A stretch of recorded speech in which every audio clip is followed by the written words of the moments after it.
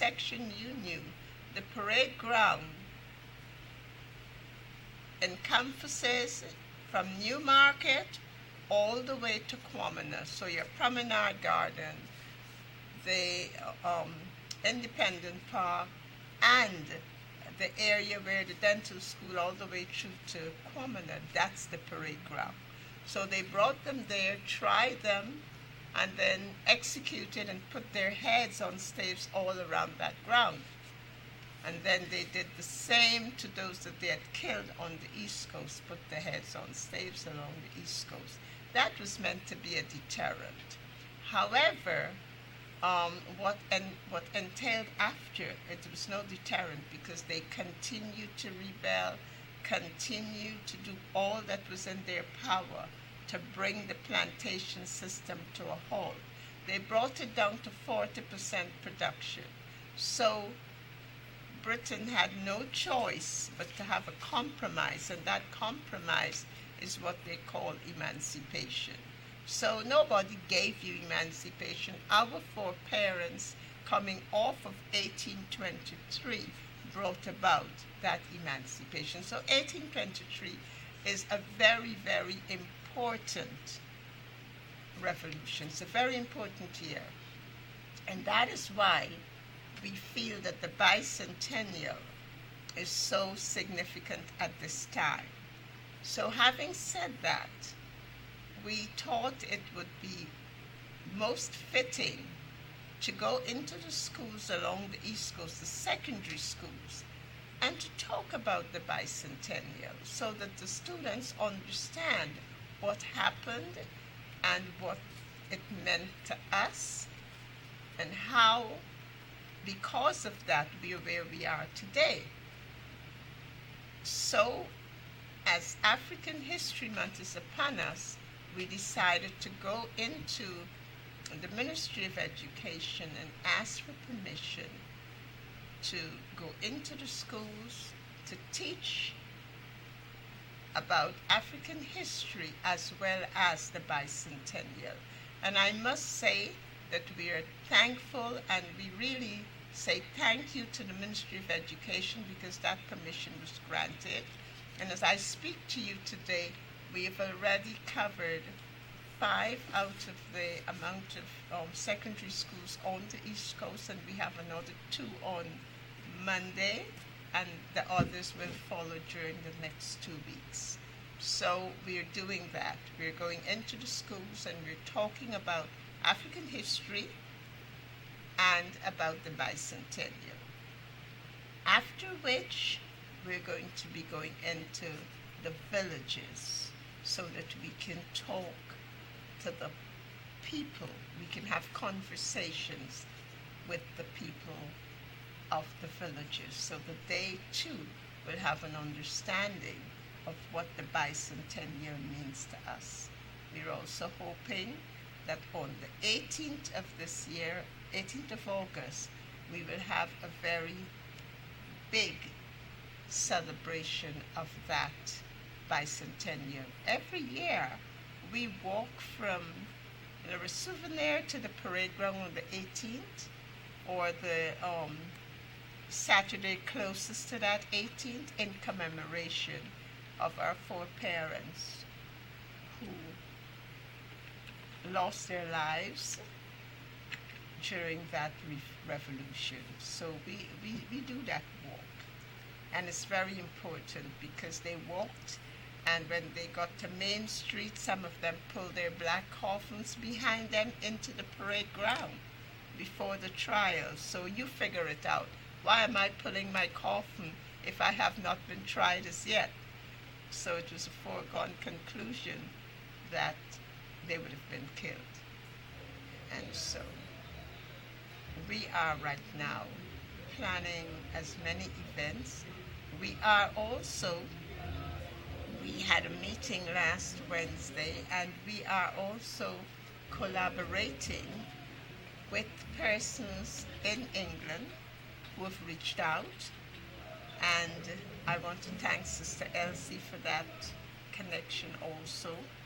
And they've reached out, so they're also planning programs in England for this bicentennial. And so we're going to be collaborating with them so that we don't have conflicts in the dates, so that they can see what we're doing and we can see what they're doing via Zoom and that sort of thing. And also there are people in America who are planning similar events. So we'll all be collaborating on this. So I just wanted to give you an update as to where we are at this time. Okay, Sister Penda. There are a few questions I would like to ask. You know, for instance, what was the role of women during this period? Well, women are always instrumental. They may not have been in the forefront, but they have always been soldiers. I mean, if you go all the way back to 1763, when you had the revolution, the Berbice revolution, led by Kofi, you will find that in his army there were women, yes? And the same thing came through to 1823. The women play very vital roles in that they are the supportive ones. They are the ones that give the psychological support to the warriors, to their warriors. They're there listening, and in some instances, the women are the ones that were able to get a lot of the information out. Okay. In that they're there in the homes and they know what is going on, when Master's going to be doing this, and when, because they're cooking, they're cleaning, they're looking after the children, but they have their ears out. So they have a very vital role because they're the ones that can say, no, don't do this now because they'll not be, they'll be there. But this is the best time to do it because that's when they'll be away. And also they worked in the fields. They worked in the fields. They were being flogged in the fields. They would have their babies in the fields. So they worked side by side with the men also. Okay. So they were always So what there. about the church? The role of the church? Very important that you should ask that. I'm glad you asked that, actually, because yesterday in BV, the school, the Betterforwacting Secondary School is next plot to the Betterforwacting Bethel Congregational Church. And when I explained to the children that the front part of the church that they're looking at, that was the church, the front part, there was a part, it was that part, a part of the Bethel Church where the 1823 revolution was planned. Okay.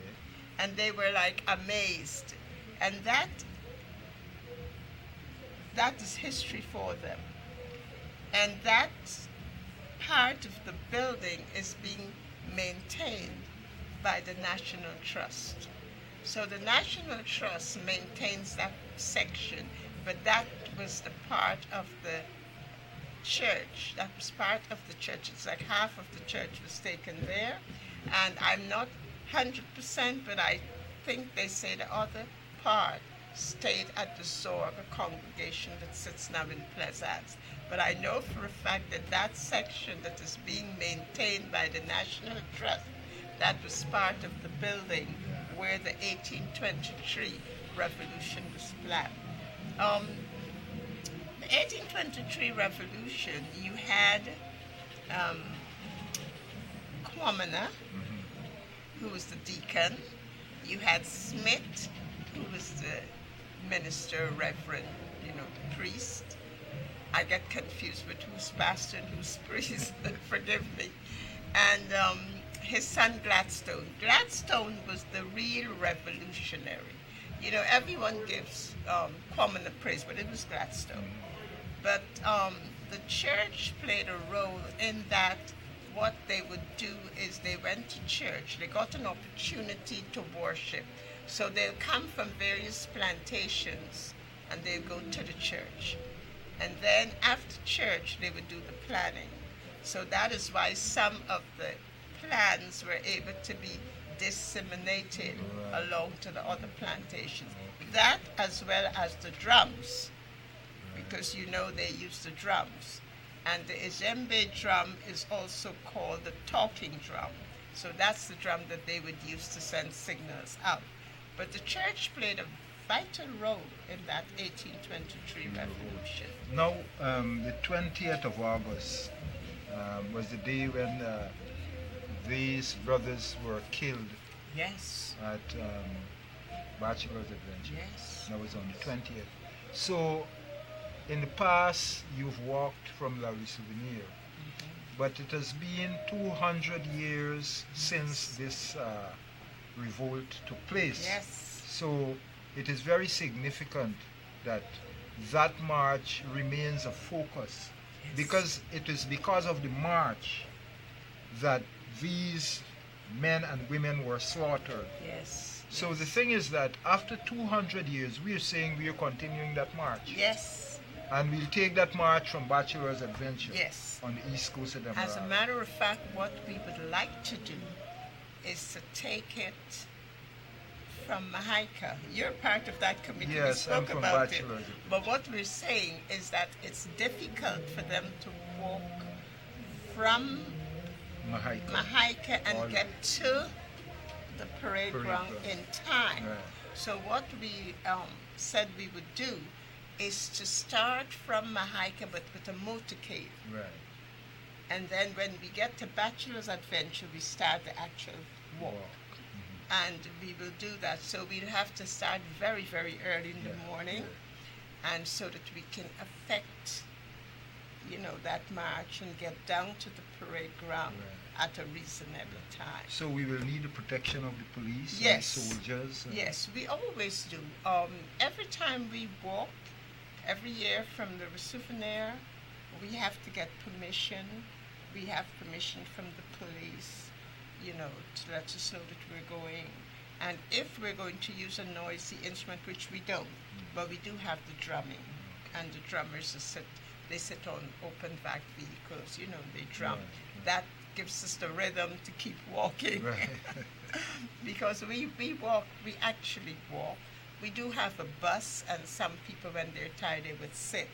But I've always maintained that I need to do the walk because my foreparents had to do that trek, and so we walk. So we're looking forward to doing that on that day. Sister Penda, it has been so nice talking to you, right?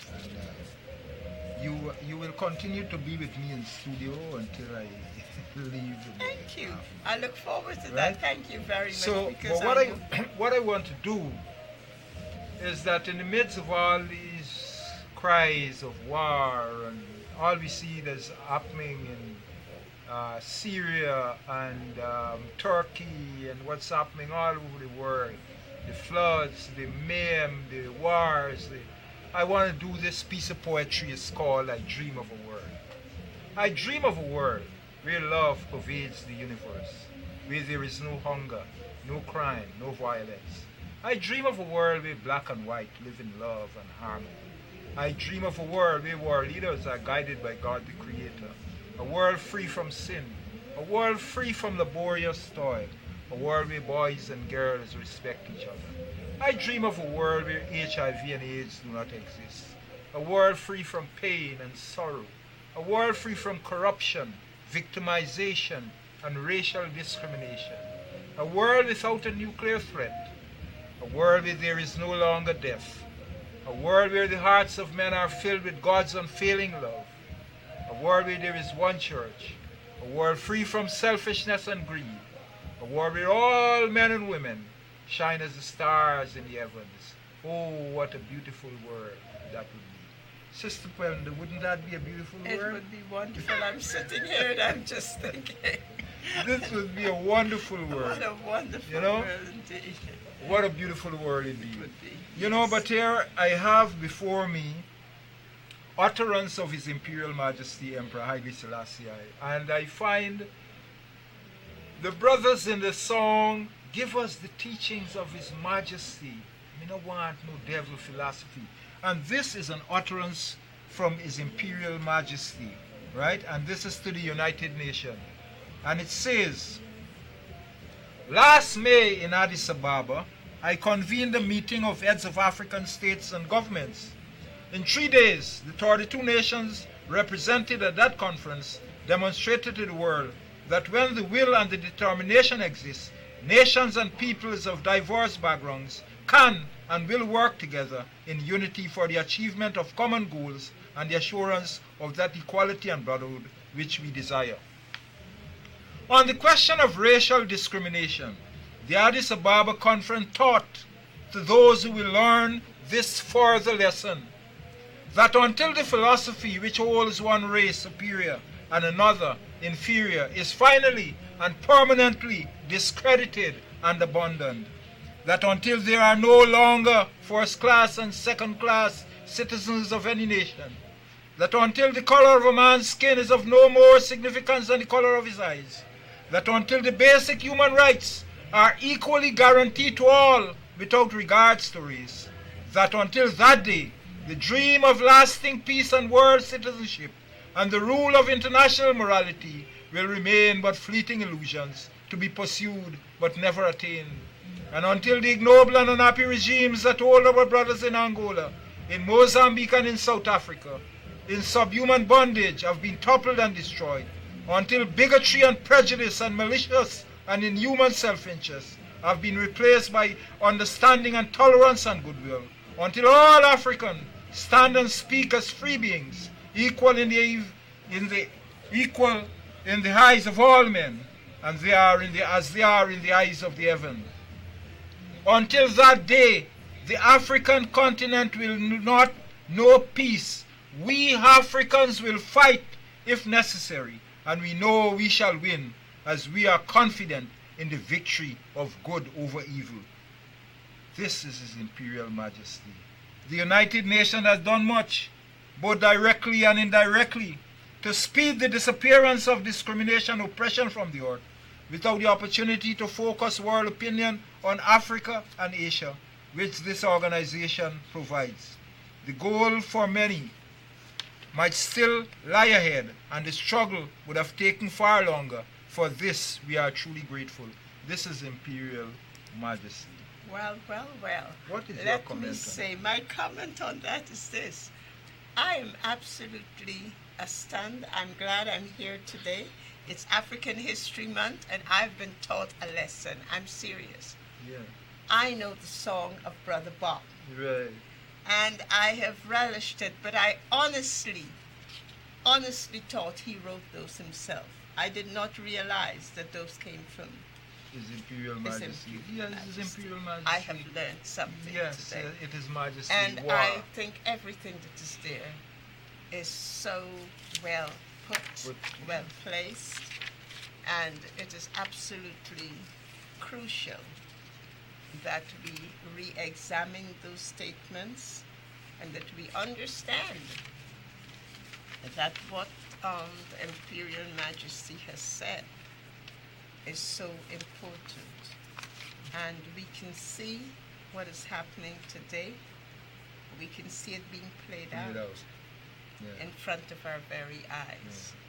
In one of his songs, Brother Bob said, I remember he said today, total destruction seems the only solution. No one can stop them now. And these are all messages that came out, because when we look at what is going on in the world, do you believe somebody can stop us now from where we're heading? This Holocaust? You know, the Bob was saying these things, and now it's right before our eyes. Look what's happening in Ukraine. Look what's happening with Russia and China and everybody. You know what I'm saying? You know, Brother Ras Blackman, I always direct people to the Global Report 2000.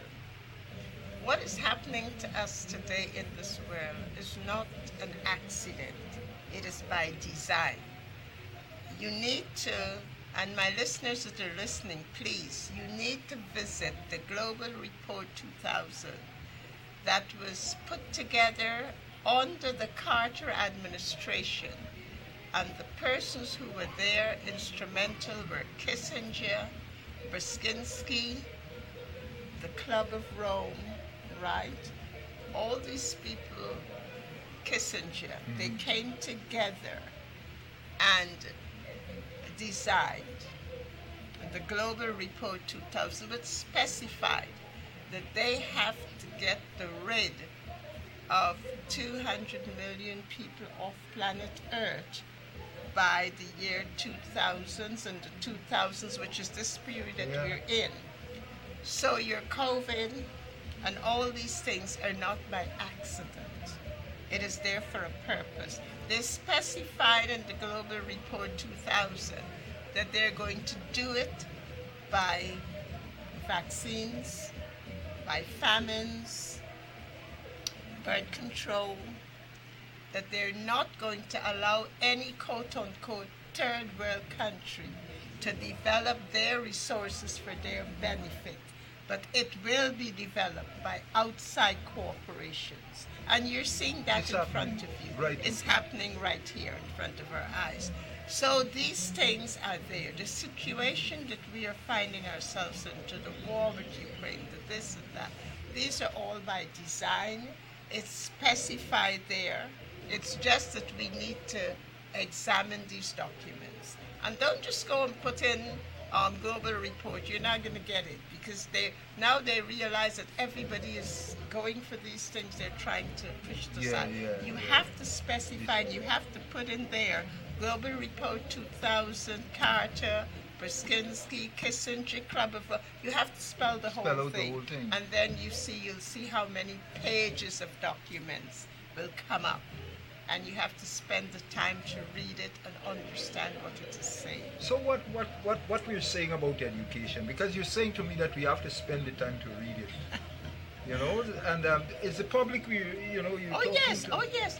Well, what I'm saying is that we have to be very vigilant. We have to, well, I don't want to say educate yourself, but we have to use what is at our disposal.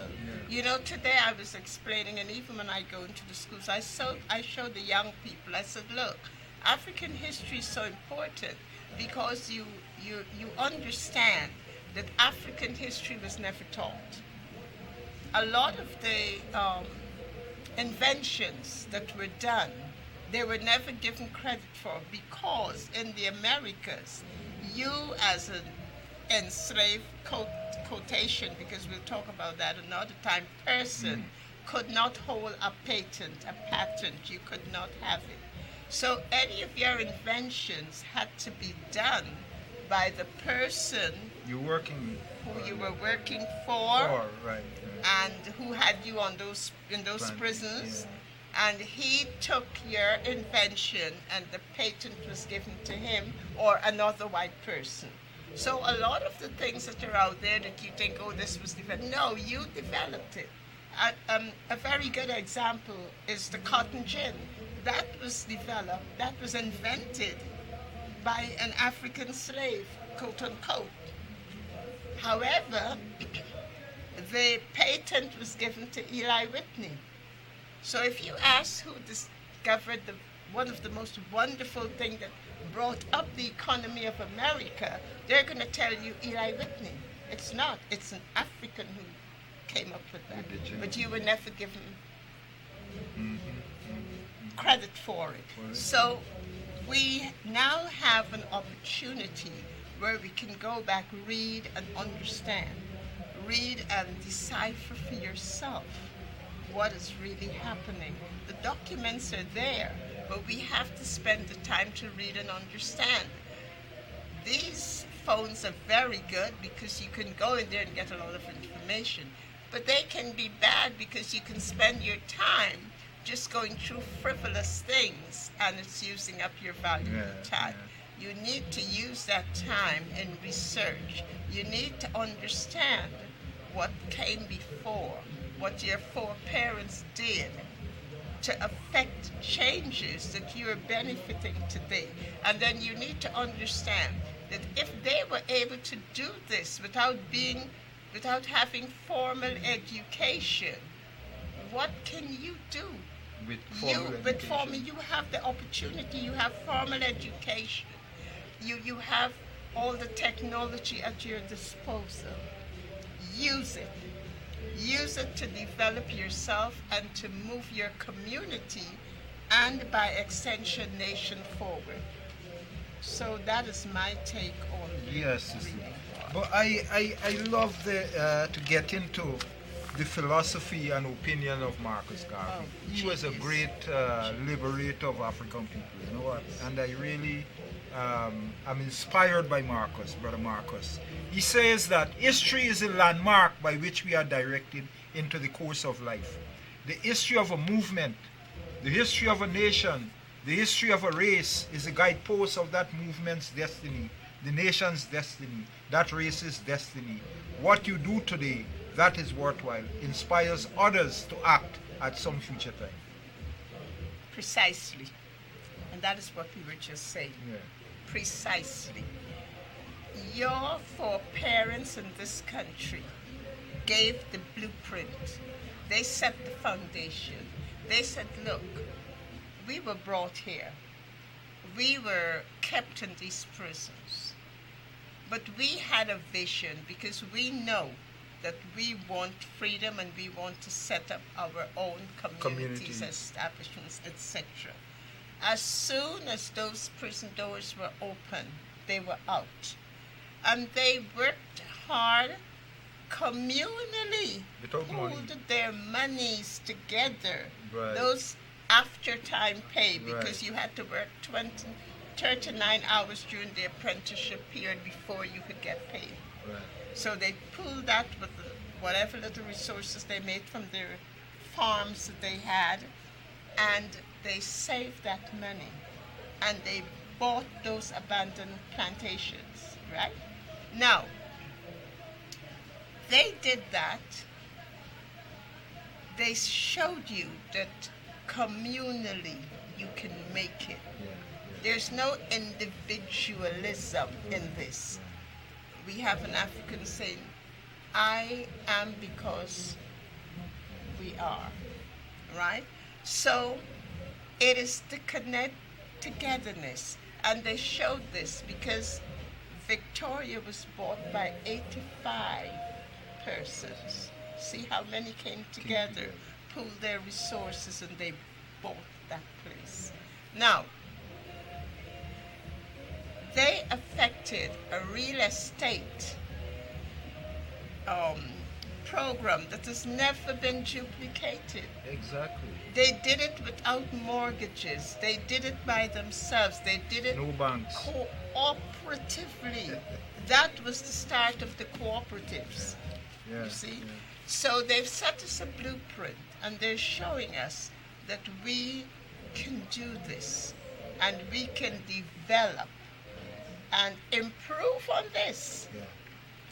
This is what we have to do. They had what we call the village office. They had everything set up, Yeah, they set up the whole system. right?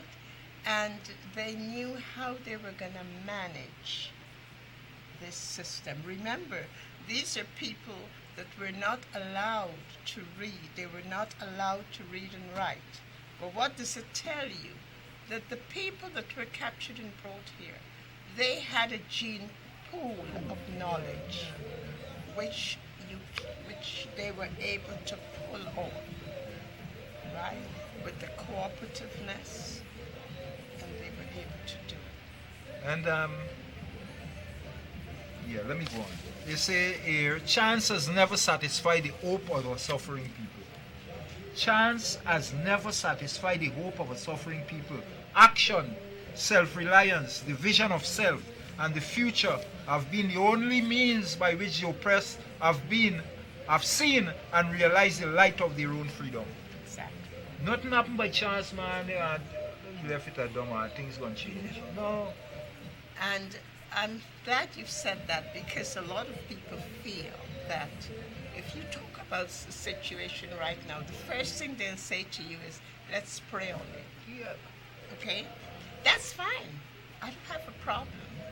But prayer without works is pointless. It's pointless. You have to be in a situation where you work. Where you work. You have to have a plan, and you have to put it To practice. into practice. You have to do that. And what they said earlier on about the history and the lessons, you can only move forward when you know the history, when you know what went before, and then you're able to gain the wisdom to go forward. Yes. Let me go through this. Life is that existence that is given to man to live for a purpose, to live to his own satisfaction and pleasure, providing he forgets not the God who created him and who expect a spiritual obedience and observation of the moral laws that he has inspired. Sister, half an hour is very short. And we'll have to go. But I really enjoy talking to you. But before we go, I've been getting the signal that time is almost up. I want to commend Mr. Lyndon Fordyce of Linden, who has been sponsoring these programs. Oh, wonderful. I said to Mr. Fordyce, Mr. Fordyce, look, I'm doing sports, I'm doing culture, and, you know, it's really tough getting, you know, the work done. I spoke to him. He said, okay, I'll sponsor your show, and we're going to build a play field, and we're going to have a culture center built, because we got to have our own thing as a people, right? And so right now, the fencing of the play field is going on. The machines are working to backfill and set up the area for the center. Great. You know what I'm saying? Great. So, you know, once I say this to say that anything you achieve in this life comes with hard work. Yes. I have been behind this for a number of years, since I was a little child. Since 16, I've been teaching in school and doing what I'm doing today. You know, and perseverance. yes, and they say God's time is not man time. The Creator's time is not man time. So I want to thank Him for all He is doing for the people in Linden also. You know, I don't know the gentleman, but I feel I know him just listening to you. Yes. And I feel that we need to say thank you, sir. Much gratitude, because often enough what happens is that some people are able to achieve, but they forget that they should reach back Yes. and help those that are not in that position, those that are not as fortunate. You know, I always say that I am no better than the lowliest of my kind. So when I see someone on the pavement, I hurt. When I see someone doing, you know, I hurt. And if it is that you're in a position where you can affect a change. Yes. And I think what Mr. Fordyce is doing is absolutely wonderful. And sir, I personally thank you so very much. And on behalf of all the people that are listening, I thank you. Thank you very much. I want to thank you very much to all the persons who have listened to this show. Thank you for allowing us into your homes. And Indeed. we look forward to be with you, you know, every Saturday. We started a little bit late today, but, you know, we're hoping that we can start at 4. But once you're there and stay with us, we're going to be on. Because sometimes we have problems in terms of getting started on time. But stay with us. We'll be here every Saturday, Sister Penda. Before Yes, you go, of course. if you can just, before Yes. you go. Okay, just wrapping up, I would like to, first of all, I want to thank Mr. Fordyce for making this space possible. I want to thank Brother Ras Blackman for inviting me on. Brother Ras Blackman, even though he told you that I'm with the 1823, he didn't tell you that he's a part of that. He's being modest, but he is a part of Yes, that sir. committee, and we're working together. And I just want to say that we will continue to work. We will continue to do everything that's possible. You know, it's very important that as a people, we understand that our history, our story needs to be told. But not just ours. Every ethnic group, their history, as you were reading here just now, is of significance. It is important. It's only when we know our story and when we can share each other's story that we can respect and love each other. Because if I know your history and you know mine, then we can respect each other. Yes, yes, yes. All right. I want to thank you very much, listeners, once again. Until we meet again. Bye. Ashe. Ashe.